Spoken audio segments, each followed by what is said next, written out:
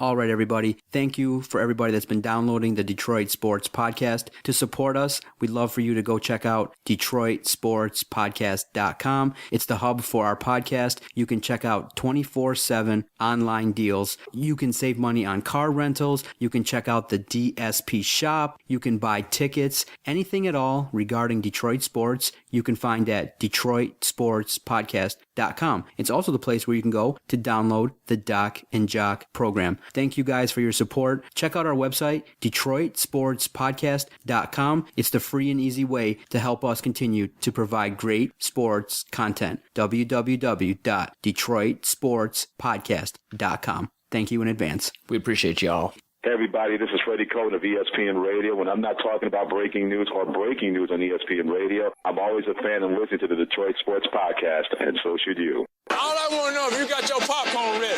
Do you got your popcorn ready?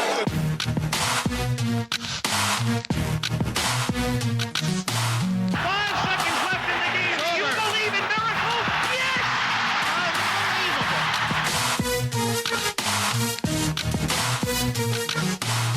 I said, are you strong? They said, I'm strong if you strong. And I said, we strong in there. I'm a man. I'm 40.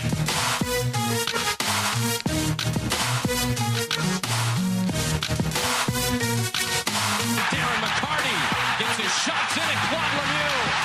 And look who came all the way out to try to help. Patrick Waugh. Oh my goodness.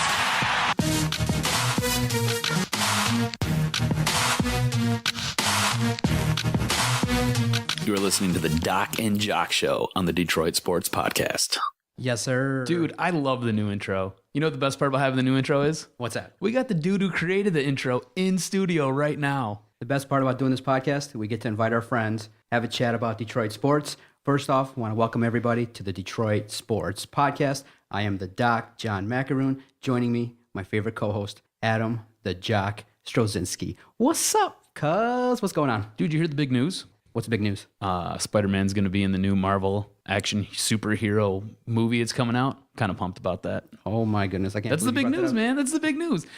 V-Mart only going to miss 4 to 6 weeks. That ain't big news, bro. Jimmy Howard coming back having to ride the pine. That ain't big news, bro. Come on now. Spider-Man teaming up with Captain America and Iron Man. Big news. See how you are? Let's not be rude. Let's welcome our guest, Jason Jarvi, in studio, joining us for this episode 79 of the Detroit Sports Podcast. Jason, what's up, my friend? Not much, sirs. Thanks for having me on. So we got a lot to get to, cuz a lot of interesting things going on in the world of Detroit sports.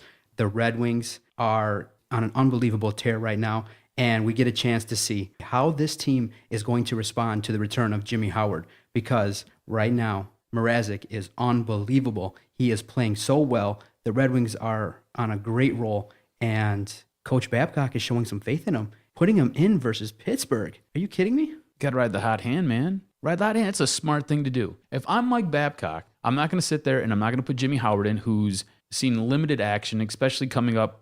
I think he had a rehab stint in Grand Rapids.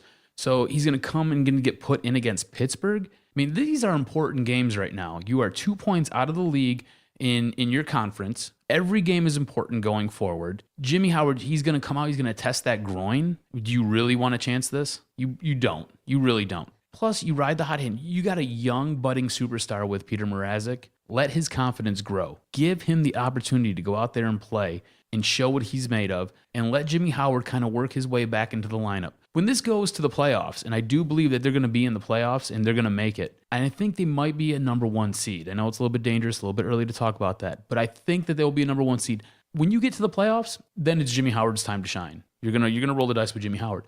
But let him work his way back into that starting role. Don't sit there and just hand it over to him. You got a guy like Mrazek playing his pants off. You want that. You need that. Did you catch the game where Peter Mrazek stopped the shootout goal? It was a sick goal. It was a sick save. It was unbelievable. It's one of those things where a guy like Mrazek can uplift the team with his abilities. Guy is super quick, and something that you notice is noticeably different than Jimmy Howard. And I wrote about it on our blog at DetroitSportsPodcast.com. Mrazek knows how to handle the puck. He is able to get the puck out of the zone. He gets it to the D, and you can clear the zone faster.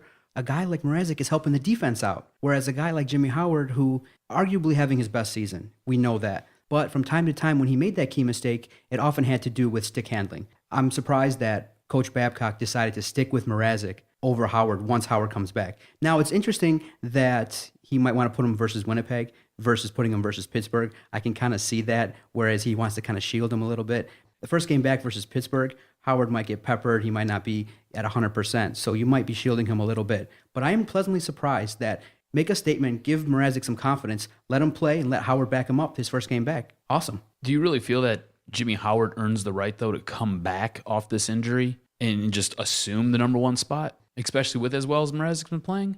I mean, I think that's saying a lot about Jimmy Howard. If you're just going to sit there and you're just going to give him that spot, I think the way Mrazek has played he's almost stolen the spot. It's his spot to lose at this point. And I know when Gustafsson comes back, because he's doing his rehab stint, when he comes back, it's going to be weird because now you have 3 goaltenders. Do you keep 3 goaltenders up? I don't think you do. But it'll be weird. How are you going to shuffle these goalies around? Because you've got a number one guy with Jimmy Howard. You've got a budding star, I think, with Mrazek. And then you've got Gustafsson, who's a really good backup. So it'll be interesting to see how that works. But I don't think Howard gets the carte blanche just to take the spot back, just to be number one and inserted in the lineup. I have to disagree. This is still Howard's team. He's gotten us to where we are right now. But on the other hand, it's a tight leash. It's going to be if he messes up, if he tweaks his groin a little bit more, you got Mrazek in your back pocket. So, Jason, you think that Peter Mrazek deserves to start more games than Howard?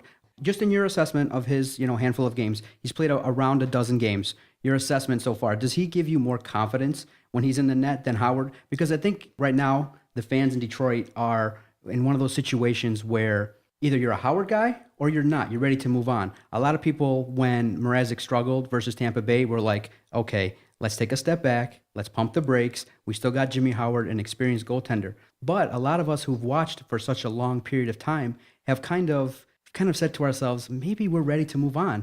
And it's no knock against Jimmy Howard. He's a great player. But in Detroit, in Hockey Town, the true hardcore fans, we want to win the Stanley Cup. We want to be able to get to the next level. And right now, this team is poised to make a deep run. Where are you at? You think Mrazek should be named the starter? Are you close to saying that yet? Right now, I think it should be 40-60 to Mrazek at 40, Howard 60 when Howard is healthy. Personally, I would probably say I'm done with Howard. I think he's given us a lot of good years, and he's still a young guy. But I think Mrazek really does have a lot of talent. But who I do have more faith in is Mike Babcock, and I trust Mike Babcock to do what's necessary to get us to the Stanley Cup. Wow, someone's saying it, and that's I think. Cuz, what do you think? What do you think the majority of fans think? Are they on the boat with Howard, or are they starting to say, "Wow, we got a gem"? Oh no, I think everybody's holding up the flag for Peter Mrazek. The thing that makes it weird, though, is you sat there and you gave Jimmy Howard a 6-year deal. What the hell is that about? He's got 4 years left on that contract, and he was named your number one goalie years ago. So how are you going to sit there? It's almost like in football. It's your starting quarterback. Your starting quarterback goes down. Once he gets healthy, he comes right back and takes over his same spot. It's kind of how it is in hockey. Your number one goaltender goes down. Most teams don't have this problem. So when your number one goaltender gets better, he instantly assumes his role again. The Wings are sitting in such a nice position because they've got Jimmy Howard, they've got Peter Mrazek, and if shit really hits the fan, you still have Gustafsson that you could plug in there, and you're going to get W's. So they're in a really weird spot. But I think the majority of the fan base is in Mrazek's corner. I think most of them realize what they have there and what they might have in the future. And don't be surprised. The Wings did this. Ken Holland did this years ago with Mike Vernon and Chris Osgood. Mike Vernon won them a Stanley Cup. That offseason, he traded him away to San Jose to sit there and supplant Chris Osgood in there as their number one goaltender. So don't be surprised if, I'm not saying it's going to happen this offseason, but maybe in another offseason, because I'm expecting Howard to sit there and take over the number one role when playoffs roll around. And then I'm thinking next season, Howard will be the number one guy, but I think it's going to be closer to a 50-50 split. And then don't be surprised if Howard gets moved off. If Mrazek keeps, on the path that he's on, where he's going up, I could see him sitting there supplanting Jimmy Howard in 2 years and taking over that number one role. Weren't you guys a little bit concerned with Mrazek's play the last 6 games? Gave up a lot of goals. I think he gave up around 17 goals the last 6 games. And people were kind of starting to say, okay, he is starting to struggle a little bit, giving up goals at a pretty high clip. The competition wasn't super great, but the Wings right now with their play covered up the play of the goaltender. Mrazek didn't shine as well in the last stretch of games as he did in the first. You know, what do you guys think his last stretch of games? Did that make you go a little bit, ooh? That Tampa Bay game opened everyone's eyes to like, okay, let's pump the brakes. A good team, a solid NHL team, you know, really peppered them, and a lot of goals were let in. But right now, the stretch of competition is going to improve. A lot of games on the road. You guys confident in Mrazek if he were to take the reins to be the guy? I think he's earned the right to get that chance to mess up. And really, I mean, if he messes up, yeah, we got Howard in the back. But, you know, he did awesome in Grand Rapids, but he doesn't have that much NHL experience. And regardless of how good they are down in the Grand Rapids and where they play, it's nothing like the NHL. It's a whole different ballgame. You also have to remember, Peter Mrazek was plugged in, very young player, put in a spot where you now have to carry this team. He wasn't just brought up and he wasn't supplanted in there as a backup. He was given the number one job due to injury, and he arose to that occasion. And he's played almost every single game that they've needed him. He very rarely gets a night off. So when he has a bad game, I'm going to chalk that up due to him being tired. Because he's in there, he's playing a lot, and he's facing a lot of pucks. And I just think that a lot of this has to come down to his conditioning. I mean, he's not in a position in his career right now where he can be a guy like a Martin Brodeur or a Patrick Waugh, where you can sit there and you can play 72 out of 82 games. He's not there yet. I mean, we're talking about a 60-40 split here with him and Howard. So him picking up 40% of the games, we're talking maybe 35 games. And I think he's probably already at that for the year. I'm not even sure. I have to pull the stats up here, but he's been playing a ton of games. So I'm going to chalk up those bad games and the games where he looks just questionable and awful at some points to just being tired, because Thomas McCollum's not really spelling him and giving him a whole lot of, nights off and time away. So I'm going to chalk this up to just him being tired and him having dead legs just from playing so much. Okay, now, what a beautiful problem now the Red Wings have. Two great goaltenders, and obviously now this allows you to have a chip to trade. Because everybody right now, if Kenny Holland picks up the phone, he calls Toronto, he calls around the league to the teams that are obviously out of the playoffs. What happens? They want Mantha, they want Pulkkinen, they want Tatar, they want Nyquist. Okay, they're calling up for our best young players. How great is it that Grand Rapids is so loaded that we can manage a couple, if a couple guys go out, we can plug in some guys from Grand Rapids and continue the momentum. But right now, Kenny Holland has a chance to improve this team by not giving up one of the young superstars. So you said, and correct me if I'm wrong, that if a trade of one of these goaltenders is made, you think it's going to be Jimmy Howard. I think you could get more in return by trading Peter Mrazek. I don't want to do that. Yeah. You could get more in return. You totally could. You could. And I'm sorry, Mrazek only played 19 games, so he's out of the last 20 games, he's had one night off. That was for Thomas McCollum. But of course, well, yeah, he's younger. I believe he's a much better goaltender. Maybe not at this point in his career, but I think overall the potential for him, he's 10 times better a goaltender than Jimmy Howard. So do you think that maybe that we were witnessing Kenny Holland and Mike Babcock showcasing Mrazek a little bit to the league so we could trade him maybe this year? Get that piece, get that final right-handed defenseman, maybe another guy you can plug in, or a young guy in the minors? I'm going to tell you, you're smoking crack, dude.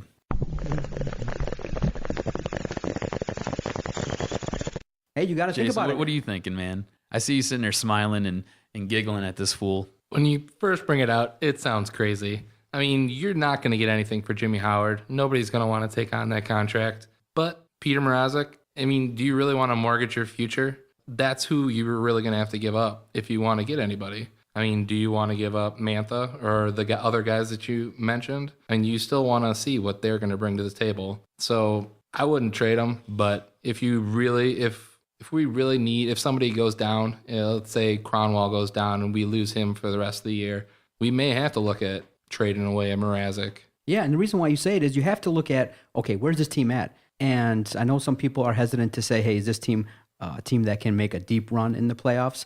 But this team right now is looking like one of those teams like the Kings, like the Blackhawks, up-and-coming young talent that just needs that one or two more pieces. And I know Kenny Holland kind of said that it's either going to be a blockbuster or nothing. So do you want to trade one of your young pieces? No, I don't. Do you want to trade a cornerstone? No. I believe he is a foundation building block. I think he is something that you can work your team around and that you're going to look to build your team for the next 6, 7, 8 years around him. What I'm saying is you're at that point now where it's time to assess. Can this team make a deep run this year and next year? And what is it going to take to possibly get over that hump? Because Tampa Bay, the teams out in the Western Conference are strong. And so right now we're at the point with the Red Wings where you can assess, can an additional piece, another scoring forward, another center, or another strong defenseman, can that put us over the hump to win the Stanley Cup? If it gets us that Stanley Cup, I trade Mrazek. But if it doesn't, then I think you can continue to ride these two guys into the next couple years. But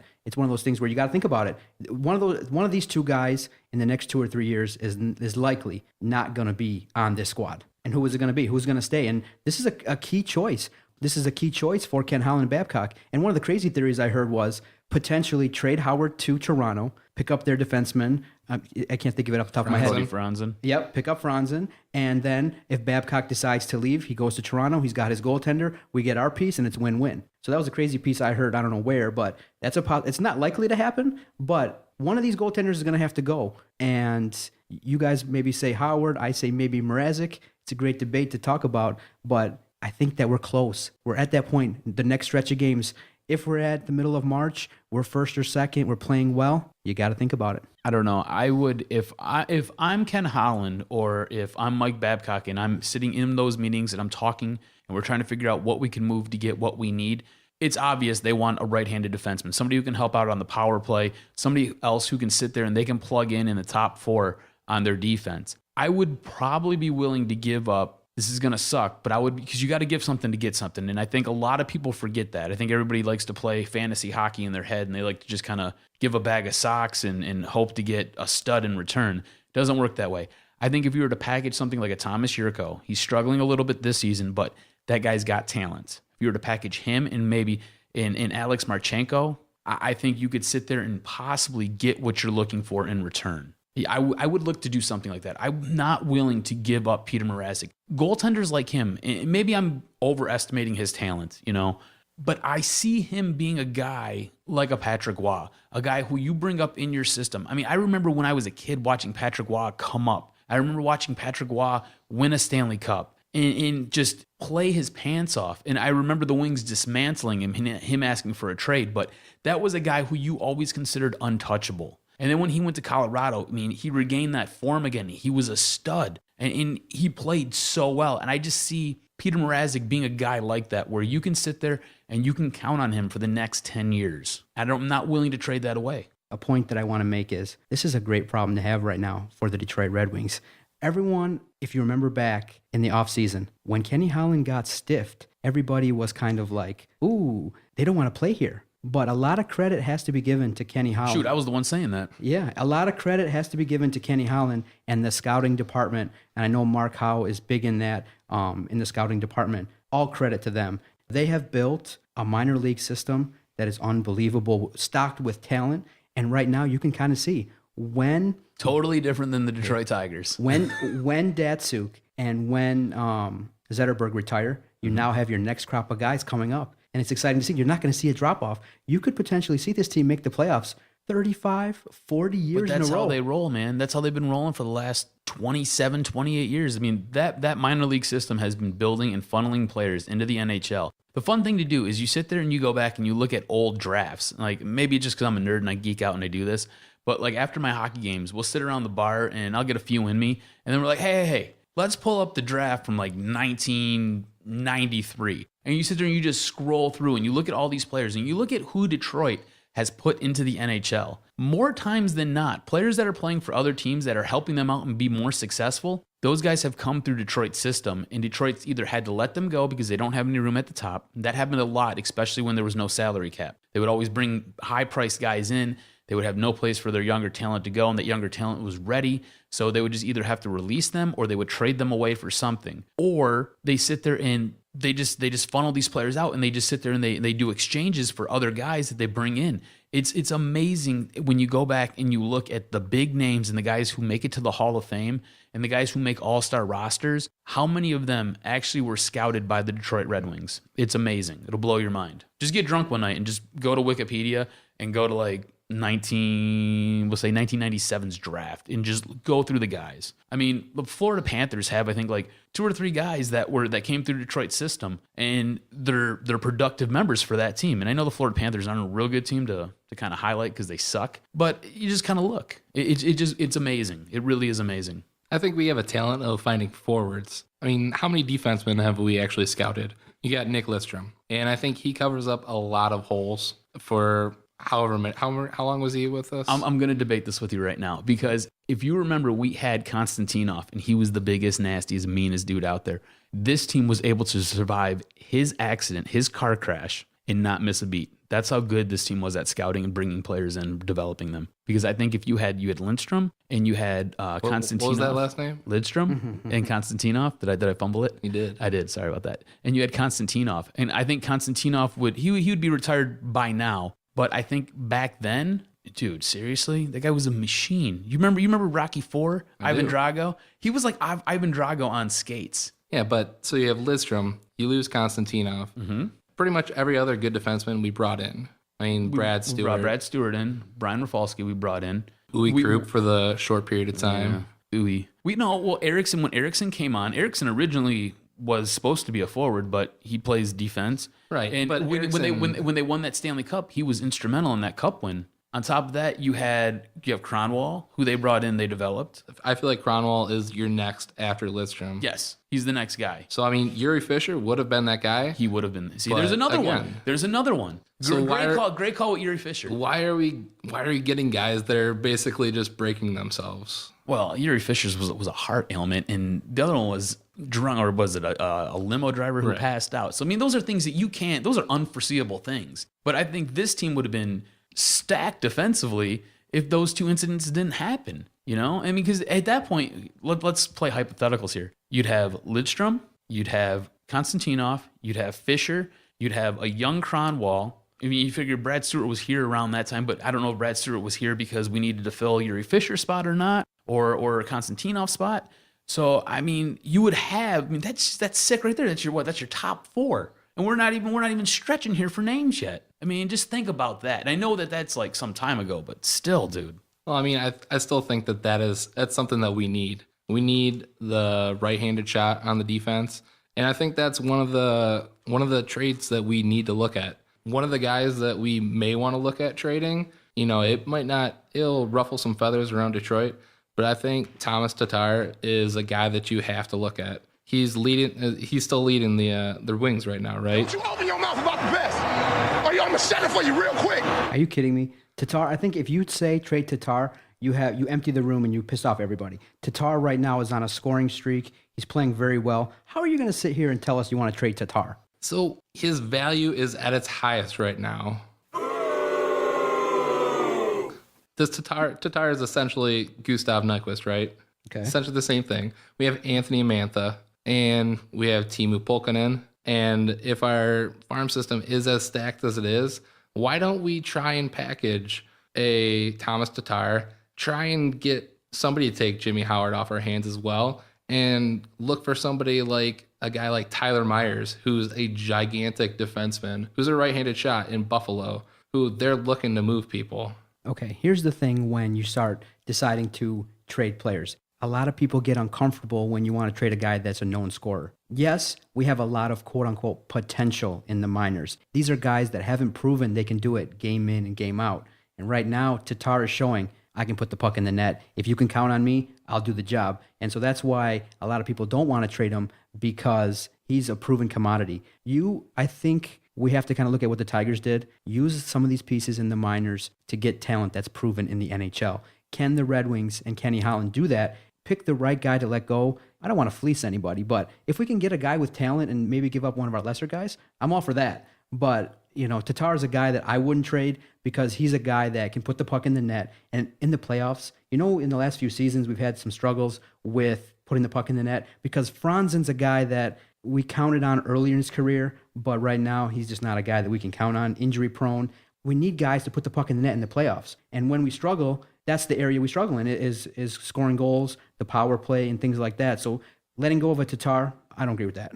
So that's where I bring it up next. You know who else was great in the beginning of his career we brought up? and we invested a ton of money in Johan Franzen, and he's doing absolutely nothing right now. We made a gamble. We said, do we want to keep Johan Franzen? Do we want to keep Marian Hossa? I don't think that worked out very well. Yeah, no. Franzen's a guy that, by all accounts, everyone around town was like, you had this amnesty. Use it. Get this guy out of here. He's been signed to a long-term deal. He's had issues with concussions. The issue is, when he gets in, he's like that teaser. He'll come into games, he'll put up 2 or 3 goals. You won't see him again for 5 games. He comes in, again, 2 or 3 goals. So he's coming in spurts. But right now, we don't need that. This team is a team that's young, passionate. We need guys that can put the puck in the net, play consistently, and aren't injury prone. And a guy like Franzen is a guy that I think is starting to draw the ire of fans in terms of not being successful, not being consistent. He's a guy that's pissing off a lot of people. And Adam, we're talking about Franzen. He wants to trade Tatar. Your boy here, Jason. Dude, there's no way. You can't trade that guy. Why do you want to trade Tatar? What are you looking to get? Who are you looking to get? So my proposal was, okay, let's hear this. You have a guy who's, I love playing fake GMs. His potential couldn't be higher right now. Would you not agree? I think Tatar and Nyquist are your next two. I think it went Yzerman and Sergey, and then we brought Shanahan in when Sergey went away, and then you had Pavel and Hank, and I think your next two are Tatar and Nyquist. So I feel like Nyquist and Tatar, they're basically your 1A, 1B right now. Mm-hmm. I think Nyquist has done it longer for us right now, and I think he can continue to do it. Tatar, he's been doing it for about 1.5 years now, which, he's not gonna get any higher. And if, let's say, he does go the Franzen route and he tanks it, becomes just concussion prone. Yeah, he's nothing. I feel like Tatar's a smaller guy that he's more prone to, get those kinds of injuries. If you could package Tatar with Jimmy Howard and go to, say, a team like Buffalo, who they're looking to basically just fire sale their team. Everybody. And get a guy like Tyler Myers, who's a giant, 6'8", right-handed defensive shot. Hell no. I can't do it, man. I can't do it. Because on this team, I've got a couple guys who are untouchable, and Tatar, Nyquist, and Mrazek fall into my untouchable list. Mrazek, I might be able to budge on, but you've got to give me a lot. And it's got to be on contingent that this player is going to sign with this team for a while. Like it can't be one of these like 3-year deals that we get a guy. Like it needs to be, we need to like do a contract extension, something. I need you for at least 5. If I'm trading away Mrazek, who I believe is going to be the best goalie in the league over a 10-year span. So I mean, maybe I'm smoking crack, and I could be. I could be totally overvaluing the goaltender. I can't trade Tatar. I just can't do it, dude. I can't do it. I'm sorry. You're vetoed. In the DocNJock program, Jason, you are vetoed. So we strike that down. It's okay. I hope Tatar, goes on to play 20 years for us. He scores 50 goals a season. Dude, if he becomes Franzen, then I'm going to set this entire studio on fire. Oh my gosh, is this like a Specs Howard reunion? In the studio, Vinny Stubbs joins us. What's going on, Vinny? What the hell's going on here? What's going on, guys? How you guys doing? It's all good, man. Welcome to the Detroit Sports Podcast. We got Adam, Jason, and Vinny tearing it down. It is a Specs Howard reunion. Yeah, it is. I can't hear anything. What's going on? Oh, of course. The best thing is Adam gave me advice. He told me when Vinny comes in, turn his mic down. Yeah, it was. There we go. It was devastating getting here, by the way. You got the potholes, the pot heads. People were like sticking their middle finger up in the air, driving past me. Faces were red. Their tongues were hanging out. What do you want me to do? Vinny, how many times do I got to tell you, man? You can't toke and drive. I wasn't smoking, no. Were you watching Brazzers on your way here? Thought about it. Okay, now, the best part about doing this podcast live is we can send out messages and things like that. So, Jason, you earlier in the show had said that you wanted to trade Tomas Tatar, and I knew that would move the needle. And we got someone, I believe, on the line that's going to take you to task for that take. DocNJock were ridiculously upset and frustrated with that take. I think we got a caller that may want to take you to task on that. Hey, how's it going? We got Brett on the line from the Detroit Sports Nation who was listening to our take regarding trading Tomas Tatar. Let Jason have it. Let Jason Jarvi have it and let him know why we should not be trading Tomas Tatar. What you want to do is you want to essentially take our leading scorer and our starting goaltender. We're in the midst of a playoff run, that will see us in the top spot in the East possibly and can go deep in the playoffs. For a guy who might not even want to come to Detroit and Tyler Myers, it's still a need, but it's not the biggest need that the Red Wings need. They had 71 points in 51 games played this season. They've won 9 out of the past 10. You can't just take your leading scorer from the team and your starting goaltender Mrazek's good, don't get me wrong on that, but he's not ready to play at the NHL level on an every night basis and take a team to a Stanley Cup yet. The kid's only 22 years old. Okay, Brett, are you one of those guys that wants to stand pat, or what do you think is like a likely scenario for the Wings to improve themselves? Obviously, they're playing great. They're right at the top of the conference. What do you think they need going forward? Well, obviously defense. Yeah, right-handed defenseman would be a big plus, but like Ken Holland has stated, you don't want to overpay for something. He's going to just take too much to get. They've already talked about wanting to trade Buffalo wants Tatar from us for him. That's just not something that's viable. Go after someone like maybe Cody Franzen from Toronto. You might be paying more of a interdivision premium, but you have a better chance of retaining him, I would think, over the time than Tyler Myers. Brett, if you're going to make a trade, who do you think the Wings would sit there and package to get a guy like a Cody Franzen? I would say maybe Thomas Yurko, Jacob Kindle, in a second round might be able to get that done. That's just my thought, but Yurko has a very high potential. We obviously haven't seen it with the Red Wings yet, but he's still young as well. Kindle, I think, would just be a throw-in to balance stuff out at that point. And then second-round pick, Toronto obviously needs picks because they need players. But I think, obviously, you build a package around Yurko and that. We have plenty of forwards down in the minors that we can use to take the spot and fill in, especially like Anthony Mantha or Porkman. I don't think we can get a guy like Franzen with just Yurko and Kindle because we're basically just giving him scraps. Yeah, we know what Yurko is right now, and we have no idea what he's going to be. And he's not scoring like Tatar is right now. So why not try and maximize that deal? My point is that you either got to go big and try and package one of your good guys right now, or you're not going to get anything. Well, Tatar, I would say Tatar was a flash in the pan, yeah, but he's shown over the past 2 seasons that he's capable of scoring at an incredible pace. He had, 19 goals in 60-some games last season, now 23 or 24 this season. The guy's going to be a superstar one day. I do not disagree with you there. So, you do not disagree, or you do not agree? I don't disagree. I definitely think that Tatar, he's shown that he can be great.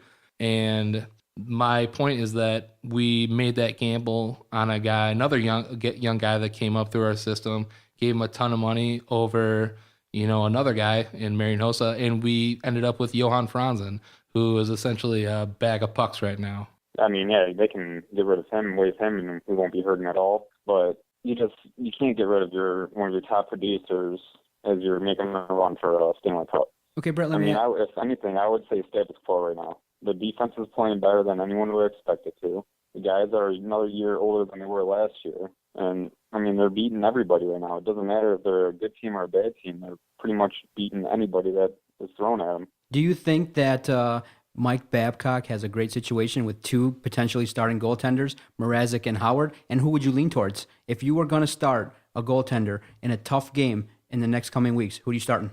Jimmy Howard. Mrazek, he's piled up the wins, but wins are just like in baseball. They're a flawed stat.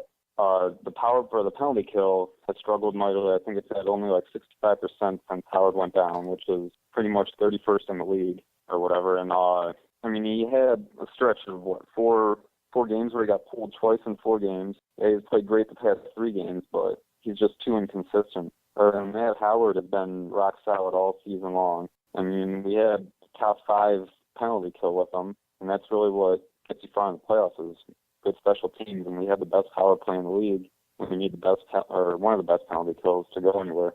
All right, Brett, man. Thanks for calling up. Thanks for following our Twitter at Detroit Podcast. You can catch Brett D'Angelo's work at DetroitSportsNation.com. Thanks for calling up, bro. Appreciate it. Yep, thank you. See, I told you, when you make a take like trading Tatar, that's pretty strong, man. That's unbelievable.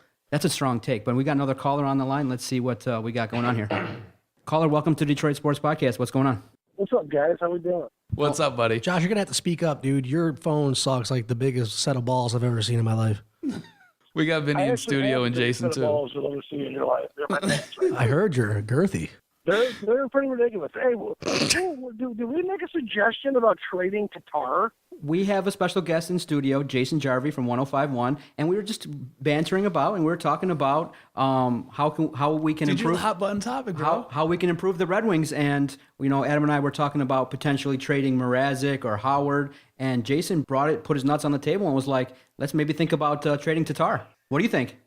I think that's asinine, but I mean, his stock's high. I don't think that's what you want to do. I don't know how much more time you got out of Hank and Pav. I think you need Tatar and Nyquist to take on and be there for the next push.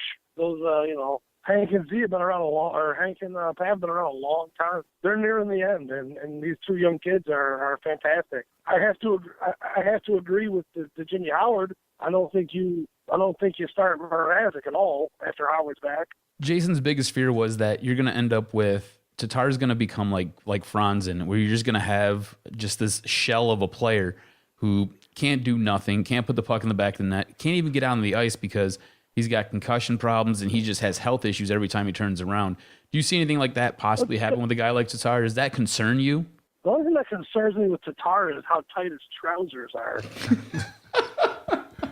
That's a very good point, John. That guy, I mean, didn't even think about that. Anybody can fall off, What the hell is that about? I think anybody can fall off. Right. I think Franzen's a special case. I think he's a real pain in the ass. I wish we could dump him off. If only we could go back and keep hosting, huh?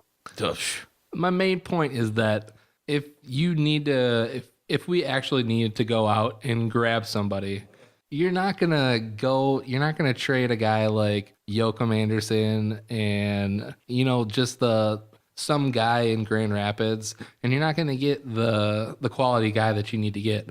What I'm saying is that Tatar right now, he's your biggest trade He's your biggest trade piece.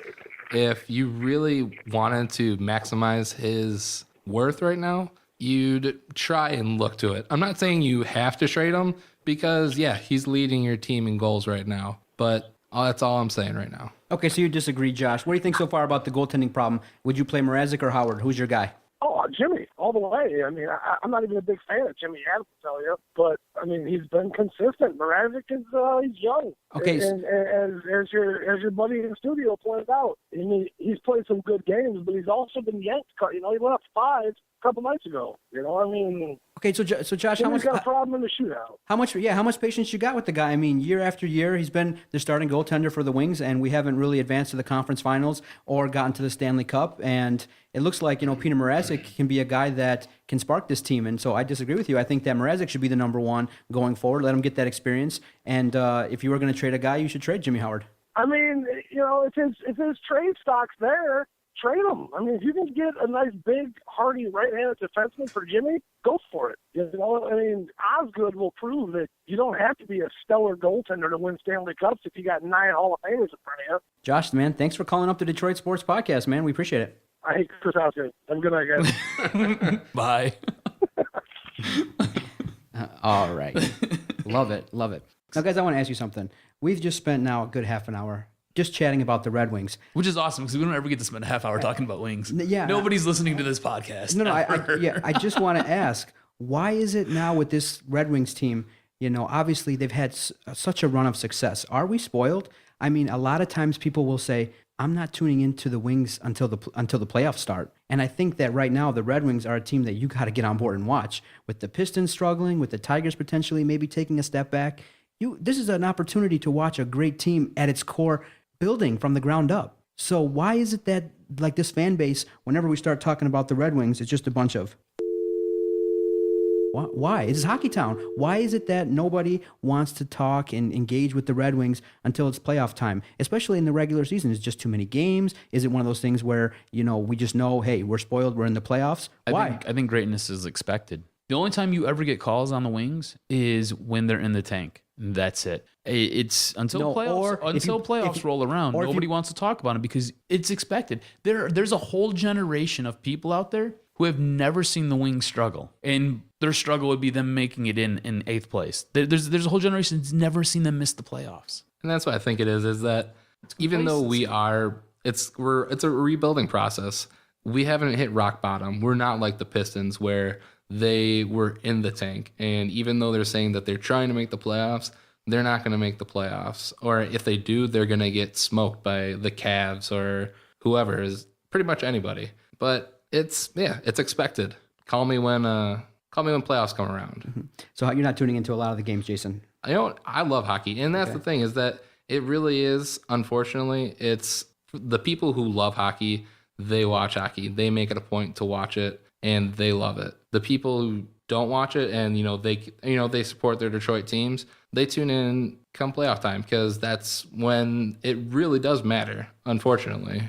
Yeah, so is there anything we can do to spark interest, or is it just one of those things where, hey, wait till the play? I think one thing does spark calls. You rip on Howard, you rip on Mrazek, if you want to rip on the goaltenders, you'll get calls. That's about it. I mean, not too much in-depth talk if you're breaking down the minor leagues, if you're breaking down trade talks. It's just because it just doesn't draw a lot of interest. I'm really surprised by that, in that this is Hockey Town, a team with a bunch of Stanley Cups in the recent past. You know what? Even though it's Hockey Town, hockey's still a niche sport, and it's not like baseball. Baseball, you could be a drunk girl on the corner of Michigan and Trumbull, and you're like, yeah, I love the Tigers. Let's talk Tigers. It's not like that with the Wings. You can't. It's a niche sport. You're either a hockey fan or you're not. And it's just kind of the way it works out. What'll end up happening, though, is Wings will play a team like Pittsburgh. People will be glued to their sets. Hockey fans most definitely will, and that type of game will grab just kind of a casual fan and kind of pull them in for an evening where they can watch something like that. But other than that, I mean,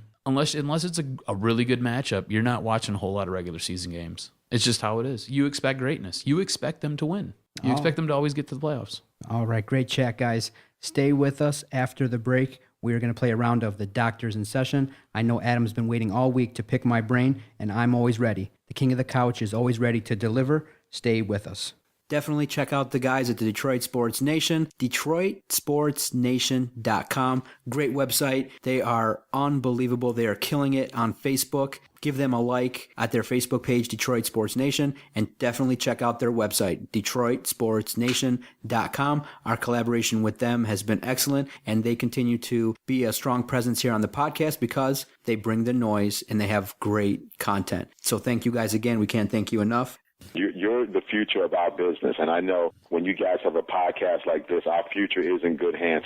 You got to check out their stuff. I mean, I'm really impressed by it. You guys have probably one of the better ones I've seen in the country. Wow. In a short period of time, you've done good work. Look at me kissing your hand. I know. DocNJock, episode 79. Jason Jarvi, 105.1 in the studio, representing. Thank you. Got to give a big shout out to Specs Howard. They're the one that I'm the product. Specs Howard in the house. You know it. All right. It's time for another round of the Doctors in Session, where the jock brings it at a fast and furious pace, and the doc has to deliver. So let's do this. But to be the man, you gotta beat the man. And I'm saying, woo, right here. I'm the man. Woo! What do you got for me, sir? Jason, since you're here, I want you to participate as well. All right. So Gotcha. I'm just going to sit there. I'm going to fire a few questions off, and you guys just kind of answer with your best responses. All right. And you know what? Since Jason's here, I'm going to award a winner at the end. So we're going to do this way. All right. It's going to be fun. Where do you have your early money on Ndamukong Suh landing? There are reports that Seattle's in the mix. There's talk that Green Bay would be a great fit. Chuck Woodson has come out and said that he wants him in Oakland. So where do you got Suh landing? Then there's reports that Detroit might get him. And Detroit also has the possibility to franchise tag this man. So where do you guys see Ndamukong Suh landing? I think it's all about where the money is. And I think, Oakland, Cleveland, Jacksonville, the Jets, they can all give him that money. But does he really want to be on those teams? Honestly, I think the Lions have the best shot right now. Because I think they can franchise him. So there's that chance that we're paying him millions of dollars, which would be kind of sick that he's staying here. Hopefully we can work out a deal with him because he really is a cornerstone on our defense. And that's where I'd say he ends up with Detroit. Okay, Jason, you can't come in here with that. This is the Doc and Jock podcast. You got to bring it strong. You got to bring the noise. A guy like Ndamukong Suh all year long has wanted to be the guy, be the man. He wants to experience what it's like to be a free agent. So what does Ndamukong Suh do? He wants to, he states in public, he states openly, hey, I'm willing to test out free agency, let my agent handle that. Never once did he say, hey, I'm a Detroiter. I want to be here. Let's make it happen. Did he ever once do that? No. So Adam and I have spent weeks upon weeks bashing the guy. And then it comes out that he wants to I'm not a Sioux fan. I love what he does on the football field, but I think he's a douche. All that really matters is what he does on the football field. Exactly. But I just think he's a douche. But I think he's a guy that wants to be a brand. And a guy like RG3, who has alienated himself in Washington, that kind of guy is a cancer in the locker room. Yes, he is a great player, and that buys him time. But I think he's going to land out there in Seattle. I do believe that he wants to go there. He wants to, experience what it's like to play under Pete Carroll. You want to know why? A link out there, Cliff Averill. Dude went out there, left the Lions, and he's gone out to Seattle and has played in 2 Super Bowls. Won one and lost one. I'm kind of questioning whether they're going to bring back Marshawn Lynch. They may look to go younger in the draft, but what a perfect landing spot. He may be willing to take less money to go out to Seattle in order to play there because 1, great defense. 2, Pete Carroll lets it fly, man. They're out there dancing. They're having a good time. He's a new wave coach. He's a very outspoken guy, right? He is outspoken to the national media. If you put a microphone outside of Detroit, he'll talk your ass off. You put a microphone here in Detroit, he ain't there. So it's just one of those things where I think that something happened with the Detroit media. Something's going down. He doesn't want to answer those kind of questions. But you see stuff about him in the Wall Street Journal, on ESPN. He's doing commercials. So he's out there. Dude's out there splashing in the pool, having a good old time on national TV. So I just think that he wants to go to a place where he can win, where he can be the man and kind of improve the Ndamukong Suh brand. So is it going to be in Detroit? Hell no. He's going to land out west, and I think it could be either Oakland or it could be Seattle. That's my take on it. Jason, your final rebuttal? There's no way he's going to Seattle. In Seattle, their first priority right now is signing Russell Wilson to probably the biggest contract that any quarterback's going to get. And really their second priority should be getting Marshawn Lynch. And I know there's all the reports that, Marshawn Lynch could retire right now. And why wouldn't you want to bring that guy back? The guy is a beast. I mean, hence the name Beast Mode. I mean, it would be idiotic to not try and bring that guy back. And if you're going for Russell Wilson and Marshawn Lynch, there's no way you get Ndamukong Suh as well. There's no way you can fit that under the cap. If I'm Marshawn Lynch and I've been disrespected so bad in the Super Bowl, I walk away too. You know what? So he may be, by all accounts, a nice guy in the media after the game, but Super Bowl's on the line. I want the damn ball in my hands. And if you don't give it to me, I'm going to be pissed. I'm not going to, play the game in the media. When it comes time to negotiate a contract, I'm out. I'm going to go to a different team. I would be one of those guys that want to go to San Francisco just to rub it in Pete Carroll's face. One of those situations where Marshawn Lynch Seattle is willing to consider letting him go because he's getting to that age, around 30 years old, when a running back may become injury prone, where he's starting to go down in his career. Can Beast Mode continue this pace? A lot of people in history would say no. So that's why Seattle right now, in terms of their money, yeah, they can, move some stuff around, but the only person that's really getting paid is Richard Sherman. You're going to have to pay Russell Wilson, no doubt. But if Suh is willing to, do one of those creative deals, I'd go to Seattle. Also remember this too, guys. He is from that area. He's from Portland, I believe. So it's almost like a homecoming for him too. So Seattle makes a lot of sense, but I do believe the money's got to be right. So I'm going to make some notes here, and we're going to move on to the next question. Chalk one up to the doc. We'll see.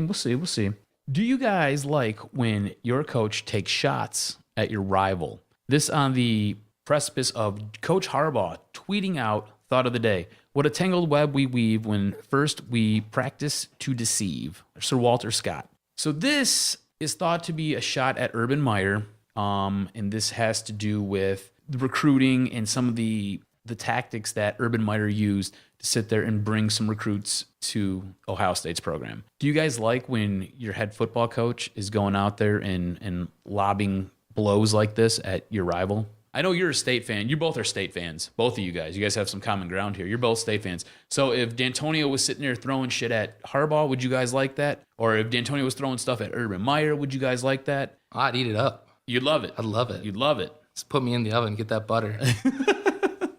But when D'Antonio does it, it just seems inspired. When I see Harbaugh, and he's been on Twitter so much, it seems almost kind of ridiculous to me because he's doing all this through Twitter. You don't see any press conferences of Jim Harbaugh looking angry, and you don't get the whole the quote from D'Antonio. Pride becomes before the fall. Pride becomes before the fall. You haven't seen that from Harbaugh. He hasn't played a game yet, so he shouldn't have that anger. So I mean, if come next year we see that kind of stuff from Harbaugh, then, and I'm not a Michigan fan, so I really don't care, but I know what I have from D'Antonio, and I love my coach. Kill Urban Meyer, whatever. Jason, you're making this layup for the doc. I love it. You're welcome to sit by me anytime. You're like me. You have my personality when I first started this podcast. You got to think now. Why is Coach Harbaugh on Twitter? It's changed so much. So dramatic. It has. Listen to the first couple episodes. Listen to episode 70 through 78. Yeah, we sounded like we were talking in a cardboard box and couldn't figure it out. That's it. We make magic, baby. Some would say, yes. Making magic. Some would say, if you listen, why is Coach Harbaugh on Twitter? What's he got to do? He's got to rebuild that Michigan brand right now. Because right now, Michigan, and as state guys, Jason, being a state fan is great because Michigan stinks. They're in the toilet, and they're at a spot right now where they need to rebuild basically from the ground up. So what are they doing? They've got to do whatever they got to do to build PR. Coach Harbaugh gets on Twitter, immediately over 100,000 followers. That's unbelievable because now people outside of the university have access to the coach. What is he thinking? He can now spread love all across the country, and he can do what he's got to do to recruit today's 17-year-old athlete. Jason, you probably seen it. There are athletes out there making rap videos, getting on Twitter, decommitting from colleges via Twitter. So Twitter right now is an avenue of communication. So it has to be utilized, and Coach Harbaugh is doing the right thing to kind of renew that rivalry because right now, that rivalry is dead. Urban Meyer stomped a mud hole all over the program, and he won the national title. I mean, he's right now made it more difficult for Michigan State. He's made it more difficult for Michigan. Jim Harbaugh's got to do whatever he can do to reach those 15-year-olds, 16-year-olds. So pretty soon, you're going to see a video with Jim Harbaugh doing something. He's got to do whatever he can, pull out all the stops in order to get those recruits. So is it great that he did that? Hell yeah, it's awesome. It's unbelievable. It makes it more entertaining. It adds more drama. It adds more flair. All praise to Jim Harbaugh for doing that. He's got to do whatever he can do to win back respect and win back notoriety for Michigan. You can't just say, we are Michigan. Results don't say that. So you got to do what you got to do. No, he's just saying, I am Jim Harbaugh. You got to do what you got to do, whatever you got to do. You get on Twitter. You got to have great press conferences. You got to do what you got to do, man. If I'm Michigan, though, I just want my coach to win. When Michigan State was so bad, and they were bad for a very long time. When we got D'Antonio wasn't out there playing the chipper happy guy. He just went out and recruited some of the best players in the Big Ten, and he won. And that's what Harbaugh needs to do. And that's what, as a Michigan, I'm not a Michigan fan, but I think a Michigan fan, he wants to. I would rather see them win. That's what I want to see him do. Just so you guys are aware, you won the first question. I like Jason's answer for the second one because Michigan just has to win. You can start opening your mouth and talking once you start winning. Harbaugh hasn't done any of that yet. So, all right, final question. And it could be a tie if Vinny steals it here. Who knows? What do you see as the biggest problem for U of M and MSU this season on the basketball court? Jason, would you like to start? Vinny, would you like to start? You want me to go ahead? Yeah, go ahead. For Michigan, inexperience. I don't know, they're young, aren't they? Yes, they are. Well, there you go. Why are you asking me? To be honest with you, I don't care, but that's what it is. All right, what about MSU? I think U of M and MSU, it's both. It's inexperience. You don't have, Michigan lost Karis LeVert to a season-ending injury, and he's your main guy. And who really does Michigan State have? They have Brandon Dawson, and he hasn't stepped up. They don't have a guy like Kalen Lucas or Mateen Cleaves to come in and save that team. They have some talent on the team. They got the Tum guy. He'll probably be good in the next year or two. And they have guys coming in, but right now they just don't have the talent to compete with a team like Wisconsin, who's clearly going to win the Big Ten.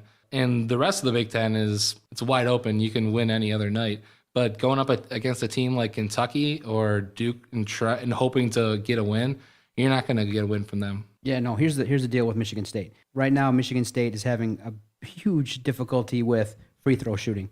Down the stretch versus Illinois, it is so difficult to watch a team like a team coached by Tom Izzo missing free throws, a fundamental of the game. How is that possible? Trice missing free throws in a situation where you're only down by 2. I mean, I'm surprised Tom Izzo has any hair left on his head. With a team like Michigan State and Michigan, it's so devastating in that there's a chance both teams may not make the NCAA tournament. We could be watching right now the NIT finals. I'm kind of disappointed right now in the basketball in the state of Michigan with the Pistons, with Michigan State.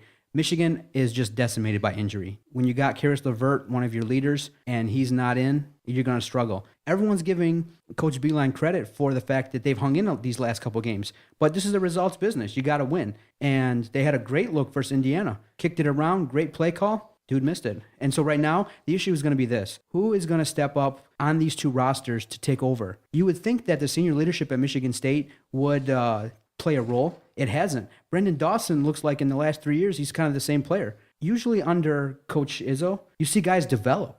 Has Brendan Dawson developed in your guys' eyes? No, he looks like he's the same guy. Travis Trice, I mean, he's okay. He can get hot from time to time. But a situation where you play for Michigan State, it is not acceptable to be playing at this level. And for Michigan, you're seeing right now that a lot of guys are in line to have big careers at Michigan, just not right now. So Michigan has more of a pass than Michigan State. A lot of more anger should be shown toward Michigan State for what the hell's been going on. What about Denzel Valentine?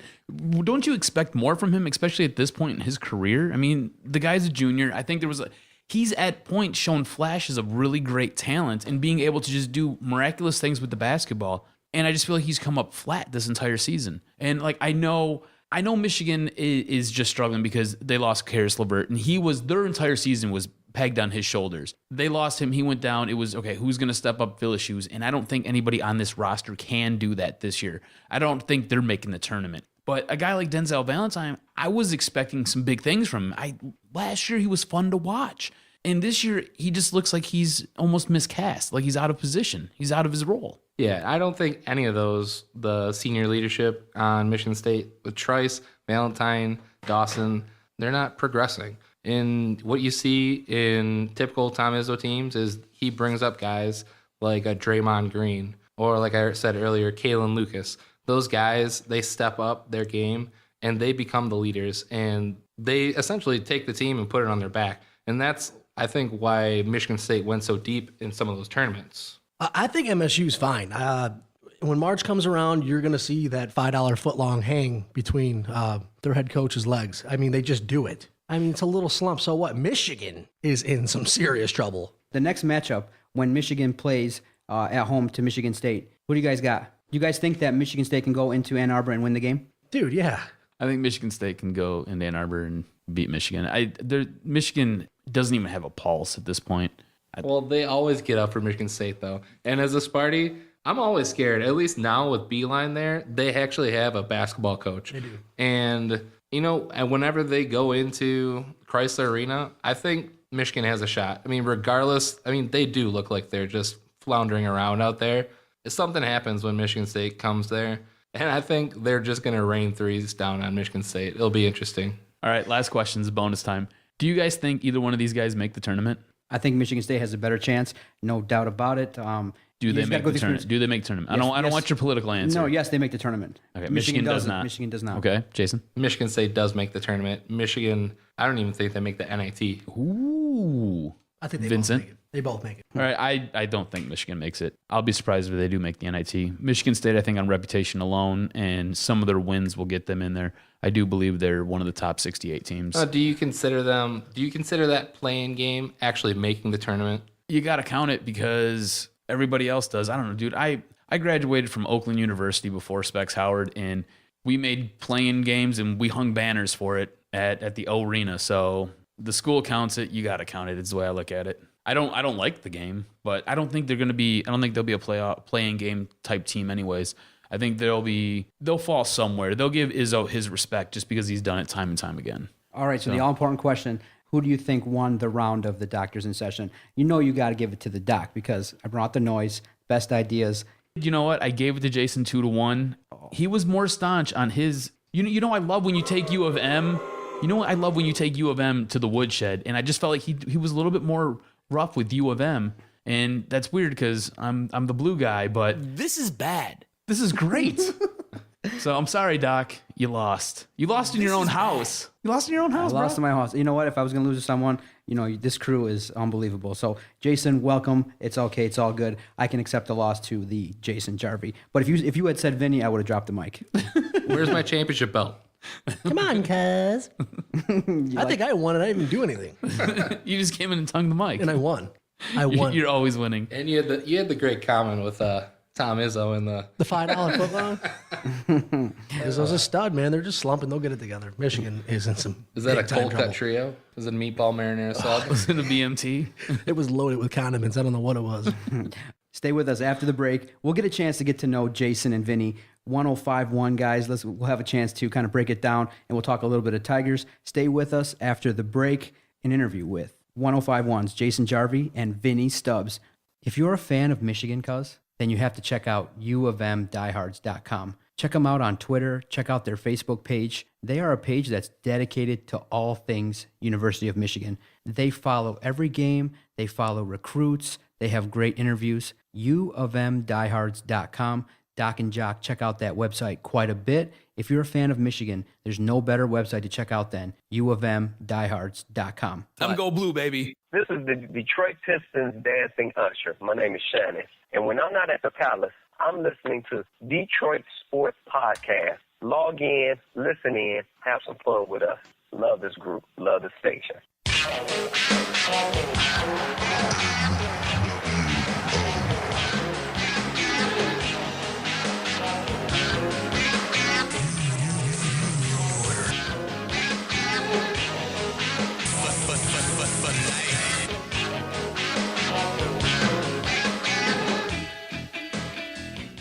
All right, so the reason why we have Vinny and Jason in studio is they're going to be joining the Detroit Sports Podcast family. I know you guys through through Specs, and we all became really fast friends, and I love what you guys do.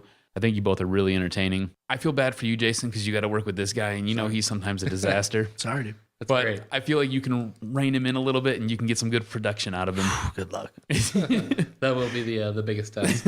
Yeah, Jason's going to do his thing, and I'm going to try really hard not to destroy it.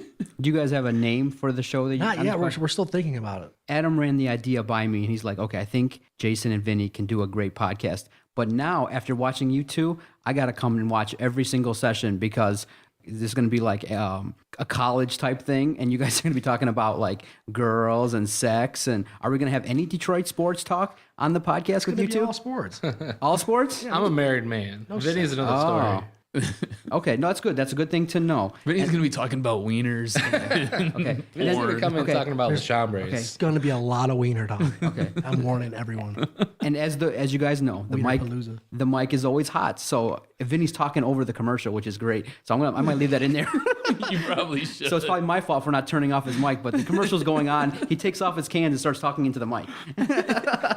It's all good. But no, I just want to ask you guys, because a lot of us who are just huge fans of sports radio, I mean myself, going back to 1994 at DFN, I've been listening all the way through this run, and it's now gotten to the point where you got satellite radio, you got guys doing podcasts, there's now 2 great sports stations in Detroit. What's it like being an intern and now working at the Detroit Sports 105.1? It's a chill atmosphere. Okay, Jason, tell everyone what you're doing and what was your experience like being an intern for Matt Derry's program 12 to 3, Monday through Friday? Well, when I started, I would get sound from them. They're not as drop heavy as the Drew and Mark show, but their drops, they bite. It's good. But I was pull sound, answered phone calls, post podcast, and they really did a great job of preparing me for going out into the radio business and having a realistic expectation of, what they're going to want, what people are going to want from you. And, I couldn't say more good things about Detroit sports. I think people need to really tune in because, Matt Derry, Ryan Enrico, Drew Mark, they're great shows. Oh, interning at Detroit Sports 105.1? Yes. It's been a blast, man. It's fun. When I first walked in, what are you laughing about? Okay, hold on, rewind. Let me talk now. Vinny, in the course of a show, there's this thing called banter, and part of it involves paying attention to paying attention to the banter. And now, when Jason stopped speaking and we're interviewing Vinny and Jason, the obvious conclusion would be that Vinny would start talking. So now here's what we're gonna do. I'm gonna do what probably happens in the window. I'm gonna point to you when it's your turn. Sorry about that, Doc. That's all good, brother. Vinny, what was it like for you in your internship experience at 105.1? Well, it was phenomenal. I went in there. They hired me on the spot. I was rock hard. I couldn't believe it. I was going home, dancing around, strutting my stuff, telling everybody that I interned for Drew and Mark on the new Detroit Sports 105.1. It's fun, dude. It's really crazy. Like, you live in America, you can really do whatever you want in life. It's really insane. If I can do it, dude. Vinny's busting out the everyone only in America, baby. That's only right. in America, like Don King. I mean, I never thought in a million years I'd be sitting next to these studs and a doctor. I mean, so come on. Vinny, man, it's great to have you here in studio. Man, thank you, dude. Okay, first now I gotta ask you something. Now, I texted you because I do listen a lot to both stations, and I know that you guys were there, so I listen a little bit more. I lean towards 105.1. But when I listen to Drew and Mark, man, they kind of give you the business, and they give you a little bit of grief. What's going on there, intern? I think that you're not making their life really easy, and you're become fodder for bits. And I'm kind of worried about what's going on over there. You gotta change your perception over there because perception can become reality. Yeah, I know. I think they like me. I don't know. It's a train wreck. It's fine. Your life or oh yeah, my life. My life is a train wreck. Let's not get that wrong. But I think they like me. It's cool, dude. I just they. Okay, so I didn't really get a clear explanation. Your job is not to just look up adult material for the show. Oh yes, but yes, it is. That's your job title? Look up adult material. Well, I Google penis news, and then I get. What's so funny? that might be a drop here. He's so sincere about it. Too. I don't understand what's so funny. It's what I do. Yeah, I look up filth, and I really enjoy it. It's really neat. Do you take any call screens? Is that? Oh yeah. I do that, and then people call in. I'm like, "What's up, dude? Dude, I want to talk about the Lions." I'm like, "Why?" And I was like, "Whatever." No one ever picks the phone up. Okay, so now we have a You're actually hold on, wait 1 second. You're actually really intelligent when it comes to football. You're like the football almanac for that show as well. Jason is like the mix master over for Derry's show. So you guys both do really great work over at 105.1, and they're both really lucky to have you guys. Yeah, thanks. Seriously. Thank you, Adam. I'm being serious. Adam, you're a stud. Doc, I don't even like you anymore. I'm just trying to live up to you guys. You're holding it down at Barat. Oh Jesus! Doc just rolled me in flour, breaded me, and deep fried me. He did deep fry you. Thanks, Doc, dude. Oh my man. So let me ask you guys this. Okay, you guys are at 105.1. You guys have had a great experience. If someone's new, I feel like this is like a 2-hour long podcast too. This is awesome. If you're new to calling a radio station, what's a great way to get on the air? What's a great way when you talk to a phone screener? Because I know a lot of people that the majority of people don't call into a radio station. They don't take that step. They listen. So if someone wants to call up, what's the best way to get on the air and not make a fool of yourself? Oh, you just call about what the topic is and make sure it's relevant, and you get put on. It's that simple. Yeah, you got to have a good take. And one of the biggest things that I found is when people call in is that they mistake when I pick up the phone, I go Detroit Sports 105.1. I think they think they're on air already because people will just launch into their take. And as much as I want to listen to what they're saying, I have to get other people's calls. So a lot of times it's, hey, what's your name? What do you want to talk about? And they go, I want to talk about Cam Cameron, and he used to be a great coach for U of M. You want to talk about U of M? Okay, hold on, save it for on air. So we have a guy like that who all he literally wants to talk about is U of M football. And when we were deep in the heart of our one-run game in the playoffs for the Lions, he called in and I want to talk about U of M recruiting. Come on, guy. Why? It's not even relevant. What are you doing? So don't launch into your spiel. Just kind of give me just quick Cliff Notes version. Best way to do the best caller U of M is, hey, what's your name? My name's Adam. Where are you calling from? Where are you calling from, Adam? Hamtramck. And what do you want to talk about? Naked women. Okay, I'll put you up. Awesome. There you go. That is when I put that caller in parentheses. Yeah. No. Don't call. Now, guys, another thing that's new to both radio stations is the text line. Texting has become a wave of the future. Everyone communicates via text. You can now text shows. You can text all radio shows for the most part. If you want to get a text read on the air, What do you think is the best way to do it? I'll put your name on there because you don't want to see an unnamed texter because most of the times, like if it's even relevant and all, we're not going to read it. So, but have a good take. All right, fellas. So you guys are doing your thing at 105.1. It's been a great experience for you guys. Let's see what you guys got in terms of strong opinions, strong takes. Let's start talking about some Tigers. Right now, lots of people aren't confident in terms of the Tigers. A lot of people are feeling like, this is not a situation that we want to get on board because Scherzer left, V-Mart's hurt, questions regarding Brad Ausmus. How is JV going to respond to last season? Right now, the Tigers are one of those clubs that could fall back a little bit into that maybe 80, 81 win type situation. So a lot of fans are like, ooh, what should we think about the Tigers? So I'm interested to get your guys' take. Vinny, what do you think so far about the Detroit Tigers? I mean, I just don't understand what's going through Dombrowski's mind. They have no bullpen whatsoever. What do? They sit around and go, hey, we don't have a bullpen. I got a really good idea. We'll trade Rick Porcello for Yoenis Cespedes. Genius. Fister's gone. Scherzer's gone. It's over. It's just flat out over. Is it not, Jason? What are you laughing about? It's over. See, you're one of the guys that says, we did get Scherzer. I don't think Ausmus is that bad. I think this season it all depends on Justin Verlander. If he returns to form and he doesn't look like that picture of you on Facebook that got blocked with you and the picture of you with Justin, you and Justin in the shower. No, that's that got blocked. Yeah, did it really?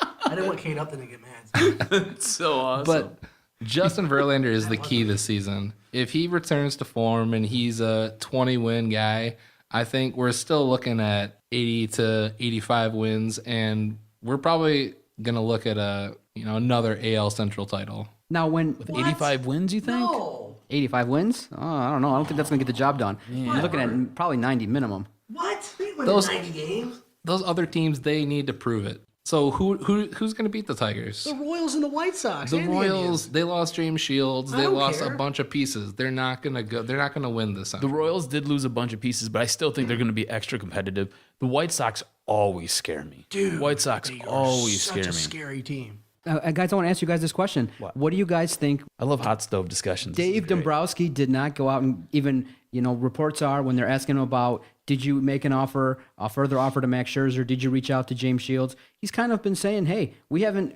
been negotiating with these guys. Do you think he's made a big mistake? And do you like his new strategy of kind of keeping it around $175 million, not pushing the luxury tax, and maybe pushing away from, getting that superstar, going over the luxury tax, and maybe looking to improve the offense and defense a little bit and not focus so much on having such a large payroll? I think they totally blew it, but not going out and trying to get James Shields. I think if you were to add him to the lineup, because you lost Scherzer, so he was your best option last season. Fister, we've already covered. He's been gone, and I'm a huge that trade upset me a lot. All right, so now let's look at your rotation. So you've got Verlander. I guess we're going to pencil him in as your number one. And then Sanchez. We got Sanchez if his arm can hold up. I mean, the last couple seasons he's been injury prone. All right, and then what? You've got Sean Green. We got Price. So Price will probably be your first, then Verlander, and then Sanchez, and then you've got two question marks because I don't think Alfredo Simon's going to be. What's he going to be? Do you know? I don't know. Win 10 games. Maybe. Dude. And then how much more do you want to really ask from your fifth starter though?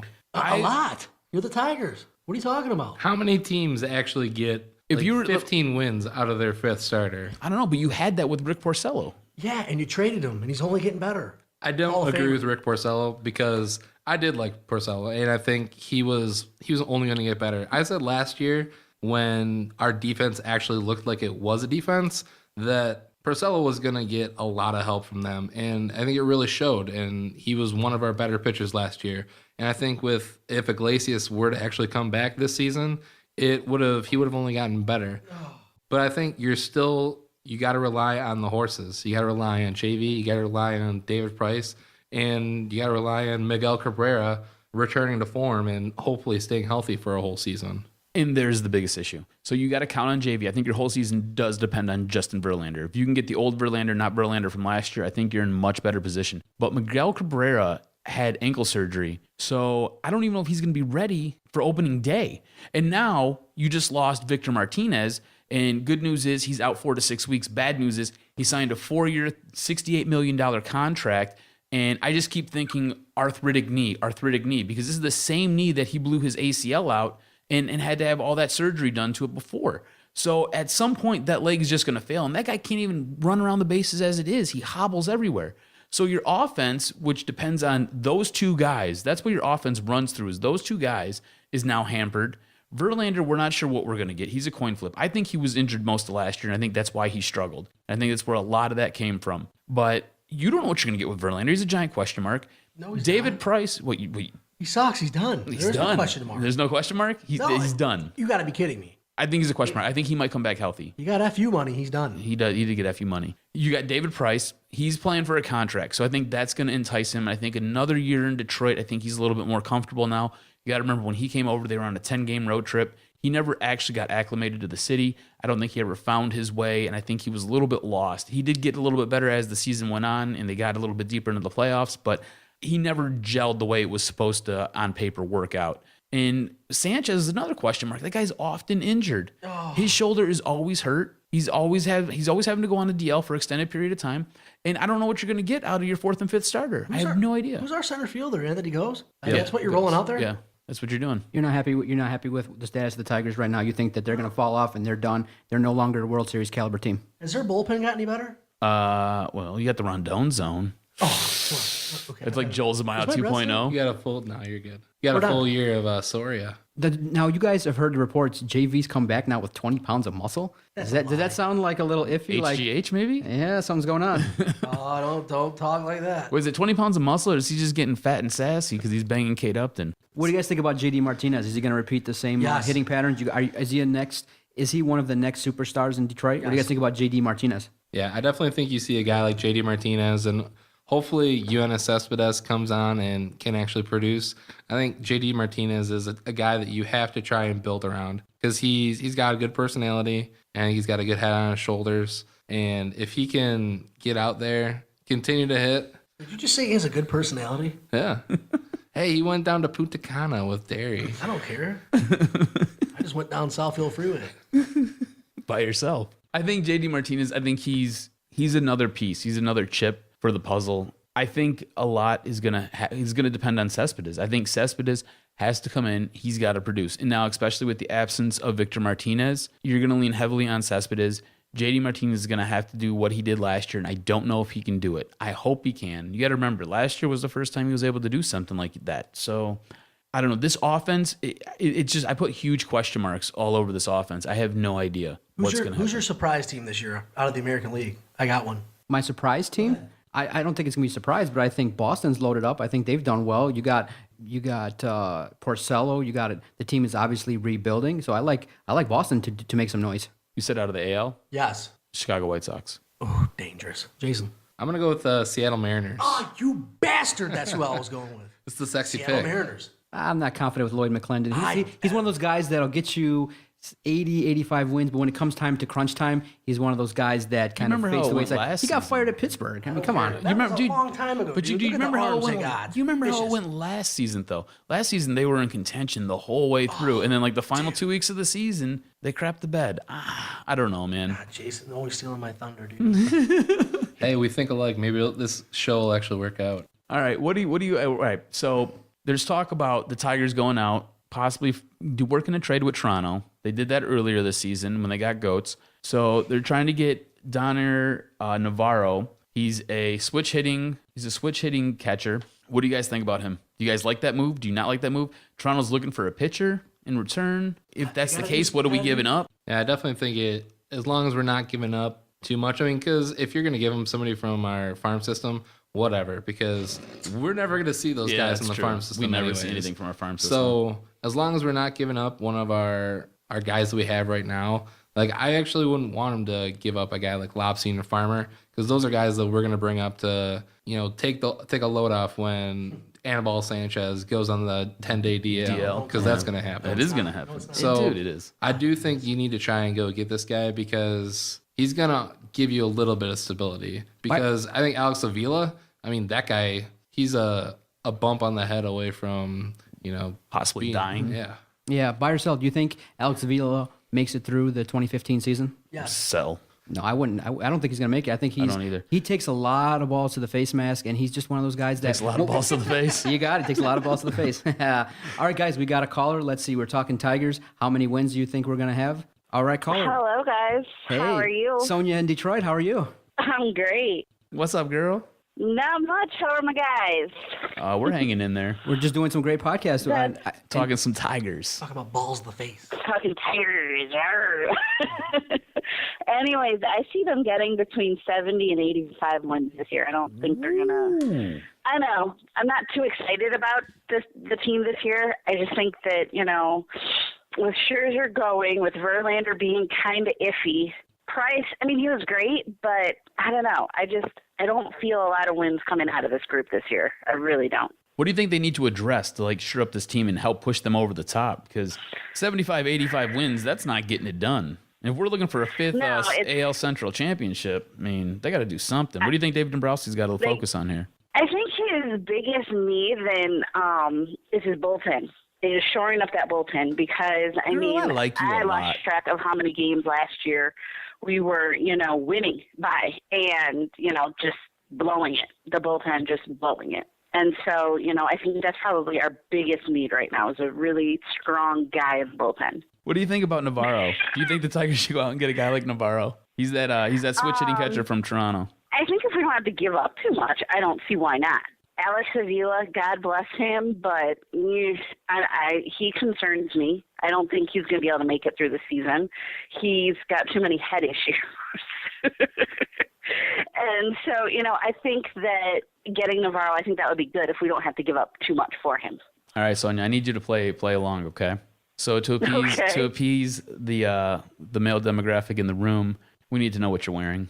No, you're really weird. That's the unmarried demographic. I love you guys. What am I wearing? I'm wearing a T-shirt and sweatpants. Ooh, girl. What are you wearing underneath? What kind of panties you got How on? hot is that? Can I come over? We'll talk sports. We'll talk sports all night. This is sports. All night we'll talk sports. I'll just whisper sweet nothings in your ear. On your cell phone, any inappropriate pictures that might be leaked out? Oh, we were talking about sweatpants and underwear. You mean any pictures? Could I get the Kate Upton, Justin Verlander treatment? Right. Any Kate Upton, Justin Verlander treatment going on over there in Detroit? No, I don't think so. Usually, if there's anything like that, I delete them right away. Smart girl. That's right. Smart girl. You're great. Thank you very much. 70 to 85 wins. We'll let it play out and call us again in the future. We appreciate it. Oh yeah, sure. Not too bad. Talk to you guys later, bro. Thanks, dear. Our callers think 70 to 85 wins. What do you guys think, man? Is it going to dip off that much? I don't think so. I think they'll be somewhere right around 85, 90, and I think it's going to come down to probably the final two games of the season. I think if you go out and you get a guy like Navarro, I think that helps because, like you said, Jason, you have no idea what you're going to get out of Alex Avila. Nothing. I mean, the guy's a ball to the face, dying behind the plate. Plus, this guy's a switch hitter. He hits lefties much better than he hits righties. That's a guy that you want in your lineup. It's a guy that you need because Martinez is now down. He's not going to give you the same production that Martinez gave you. He doesn't have the same power that Martinez has, but he's a guy that you can fill in and he can help bridge that gap until Martinez gets back. This could be one of the biggest years for the Detroit Tigers. Brad Ausmus has a lot to prove. He left a lot to be desired last year. That playoff series, totally disappointing in terms of how he used the bullpen. He's got a lot to do, in my eyes, to improve. What do you guys think of Coach Ausmus, and do you think that he can manage this club to have success going forward? No, I hate Brad Ausmus. Why? Because that's not an answer. Dude, the players tell him what to do. I seen Scherzer wave him off the mound like 3 times last year, and he just turned around and walked away. Maybe that's not why he's not here anymore. Ooh. Listen, Jason, Ausmus, get some inside information. Ausmus is not the guy. Okay, Vinny says no. What do you think, Jason? Jason, be honest with yourself. I'm fine with Ausmus. If you have a guy who can at least, all he needs to do is manage the game. I mean, if you love how upset Vinny gets. What? They had Lloyd McClendon. They let him go. Why? Shame on you, Dombrowski. Did he get in the playoffs last year? He didn't have that much talent, and he came real close. He had Robinson Cano. I don't care. So you're a Philly fan and you're a Seattle fan. Did you go all Robin No, Cano? I'm not a Seattle fan, dude. You are a Philly fan. Ausmus, come on, dude. You replaced Jim Leyland with that guy? Are you serious? He looks good in a set of boy shorts. He's like boy shorts. He did look board good. shorts. He replaced Jim Leyland with, he did come straight from the. No one's gonna respect you. He came straight from surfing for the Victor Martinez presser. He looks like Peter North, by the way. Brad Ausmus. I'm not kidding you. Google image Peter North right now. Who's Peter North? You don't know who Peter North is? He's a really good actor. Dude, does great movies. Oh, okay. Great movies. Big, strong. Big, strong movies? Yeah. All right, so let's wrap this up. Interesting Tiger talk, you guys. Let's wrap this up. Let's finish this on a strong note. Let's go around the room. How many wins for the Tigers do they make the playoffs? I got 84 wins. They make it to the wild card game and they lose. At 84? 84 wins. They make it to whatever you want to call it, the play-in game, and they lose. Vinny? I want to say 91, but if you stuck a gun up to my balls, I would. What the hell is that about? Exactly. I want to say 87 wins. I want to say that they barely don't get in. I want to say the Royals get in again. I think you're crazy if the Royals are going to get in. I say 88, and they're in the playoffs. I'm going 88. 88 wins. They get in the playoffs. Like I said, it comes down to the last 2 days of the season. I think the Chicago White Sox, don't sleep on them. I think the Royals gave up too much. They lost too much this year. I think the White Sox are going to add some pieces, and I think the White Sox are going to challenge this year. They lost Shields. They lost Butler. They lost Aoki. Oh, did they really? Yeah. I take that back. All right, guys. Thank you for coming in the studio and rapping sports with us. Any last words from the man, Vinny Stubbs, and Jason Jarvi? Any last words? When's our podcast start? Jason? Whenever you guys want. Whenever we do it. Whenever you guys want to do it, man. What are you talking about? Probably within the next couple weeks. Okay, so then now you guys have done this with Doc and Jock. You've seen the fact that we can take calls. We're above board. We're not like this amateur hour type thing. What do you guys think about doing a podcast? Are you guys excited? What was your thought when Adam brought it to the table? Hey, join the Detroit Sports Podcast Network. Probably going to be amateur hour, but hour. We'll definitely do our best. I think you guys will have a much more entertaining show than what me and this guy. Me and this guy are very, very straight. I think you guys will be a lot of fun. I think it'll be good. No, I'm about as crooked as they come. Vinny has some strong takes, and I'll be able to rein him in a little bit. Okay, so I got it. So Jason will be similar to me, and Vinny will be the wild card. Yeah, it may just turn into hours and hours of Lions talk. Whereas I'm the voice of reason, saying, "Hey, they've proved themselves now," and Vinny just vehemently going, "No, the Lions suck. They'll never win. They're not the Eagles." Hey, did you ever pay up on your bet? Dude, he won't. He's gone. Oh, for real? He deleted his social media account. There's Really? nothing I can do. Yeah. What are you gonna do? He's creepy. That's all right, dude. For the audience that doesn't know what the hell you're talking about, we'll pay up what bet? I bet the stud $150 that the Lions wouldn't win. They wouldn't go to the playoffs, and I lost. And I haven't talked to him since. It's his fault. So what do you guys think about doing this podcast? Was it an interesting experience for you guys? It's cool. It's Yeah, really definitely. creepy in here, but besides that, I like it. I'm probably as It close to stinks Vinny as really I've ever bad. been. You guys are really close, and you guys will become closer in the next coming weeks. So look for them, Vinny and Jason, on the Detroit Sports Podcast Network. I don't know about this. This is gonna be funny. I'm gonna have to sit in. It could be a good time. Or it could be You know what? Epic flame out. Let's after everybody's done listening to the show, tweet Detroit Sports Podcast with names for Vinny and Jason's show. Remember, they're both interns for Detroit Sports 1051. So tweet what you guys think their show name should be. I'm thinking the interns. I'm thinking you're way off. Okay. No, they've stepped up. They got, they'll come up with something cool. I They think started off as interns, How bro. about length and girth? You did like length and girth. That's possible. length and girth. You guys got to look long term. If you guys spark something, Length and girth. you guys have to sell yourselves. I know and my breath's gonna smell like a shit. you have to think if Subway or 7-Eleven's not going to want to sponsor the length and girth program. I did. They're missing out. I brought it up to Vinny the other day. I said, because one of the first times we had a conversation at Specs, Vinny was completely down on what he was doing, and he's like, "Oh man, I'm deep fried." Okay, Jason. Now you gotta. So you want your show called Deep Fried? Jason, I want to. Your show's Deep Fried. Jason, I want to let you know what you've done to our Twitter account. At JC Victor tweets in, Jason, don't do drugs, kids. The Detroit Sports Nation at DET Sports Nation tweets in, cocaine is a hell of a drug. At the Kyle Moore tweets in, yeah, the only reason why I even entertained that deal is because they're asking for him, Larkin, and Mantha. So you've lit off a firestorm with our Twitter account. dude. They don't like the fact that you wanted to trade Tatar. So you've made an impact. So That's what you gotta do. You bring the noise. You come in with strong takes. That's what we're looking for. You move the needle. I'll give you guys a second chance. It's all good. Thank you, sir. It's all good. 4. So funny. I'm the man. I'm going to go argue with my girlfriend and... You're still... I thought that was done. Oh. Listen, it happens. But a lot. It's what it is. It's out of control. Is this one of those things? It's not just for the show. It's real life. Like it's real life. Yeah. No, it's not just for the show. Yeah. No. Okay, Vinny, listen. Free advice. If you need 1 or 2 questions, Oh, dude, shoot I them know off. where this is going. Yeah. The Don't doc, even pull that stunt with me. the doc I'm not having it. is always in session. I'm always available. You'll be hearing some calls from me. Don't worry. Okay. Hey, listen. If you need a couple advice, I've been married 4 years successfully. I can give you a couple pieces of advice. What do you do? I'm a psychologist, licensed. No, with your wife. We have a great relationship. We How? communicate. I lay down the law. I'm the man. Communicate. I'm the man. I tell her, hey, this is how it goes, and if you don't like it, there's a door. I want to talk to your wife. Listen, it does seriously. not happen like that at all. I know it doesn't. I was calling his bluff. It does not happen. I called your bluff and you folded. Listen, I don't want you. When you said that, you looked so unhappy, man. I want you to be happy, and I am happy. If you want, like I said, I give her a call and tell her, hey, listen, man, Vinny's a great guy. You guys got to talk better and figure stuff out. You can't be looking sad like that. If you do that, Vinny's going to come back. He's going to have an eye patch. Oh, that's not good, my friend. She does get violent with Vinny. No, she doesn't. What? What are you talking about, dude? All right, back to the name of the show. Wasn't she clawing you up the other day? Dude, it's ferocious. See?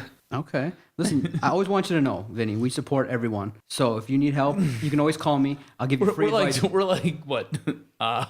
Sweden. We support everyone. We're not support like everyone. the NFL. We're not the We're ones who Finland. just sweep it under the rug. We don't sweep it under the rug. How's so. the Doc and Jock show doing, by the way? Because I've been a big fan and I've been supporting you guys for a long time. How's it going along? It's going great, man. Good, We've been doing it. We've been trying to step up our game, do our thing, get some great guests, have some fun. Listen, the reason why I started this up was we all go to the bar, have some beers, and why not just record it and put it out there? Dude, and it's pretty good. I like this stuff, and thank you for liking all our posts. And I heard all this Dan stuff. Miller on the other day. I couldn't believe it. I was doing cartwheels in my backyard Yes, before sir. it snowed. Everyone has a voice. There's now a way for us to get out there. We don't have to be restricted by anybody. There's no one tapping us on the shoulder. I don't want no one telling me shit. I don't want no one telling me shit. I can come in here, talk about whatever I want, and I love Detroit sports. Vaginas? And I love that too, but I want to talk about whatever the fuck I want. So that's why Adam and I started the Detroit Sports Podcast, and that's what it's about. Uncensored, unfiltered, dedicated to Detroit sports. That's right. And all you people, if you don't listen to the show, what the hell's your problem? What's wrong with you? Start listening. I'm tired of it. It's just what it is. So that's how you find us on Twitter at Detroit Podcast, our website, DetroitSportsPodcast.com. You've got now a little taste of the Jason and Vinny program. It's going to be wild. I can't wait to hear it. I'll be downloading. I might be the first subscriber. You never know. For the Jock, Adam Strozinski, Jason Jarvi, Vinny Stubbs in studio. I am the Doc, John Macaroon. Thank you for listening to episode 79 of the Detroit Sports Podcast. We're out. Go Pistons, go Wings. Peace. Josh, you're going to have to speak up, dude. Your phone sucks like the biggest set of balls I've ever seen in my life. The only thing that concerns me with Tatar is how tight his trousers are. It's really crazy. Like, you live in America, kid. You can really do whatever you want in life. It's really insane. Look up adult material. Well, I Google penis news. Turn up. Mike Wilmer. We gon' always get money, man. Young Jeezy. Big Sean. Juicy J. Let's get it. Every time I go out, you know I got to show out. Every time I go out, you know I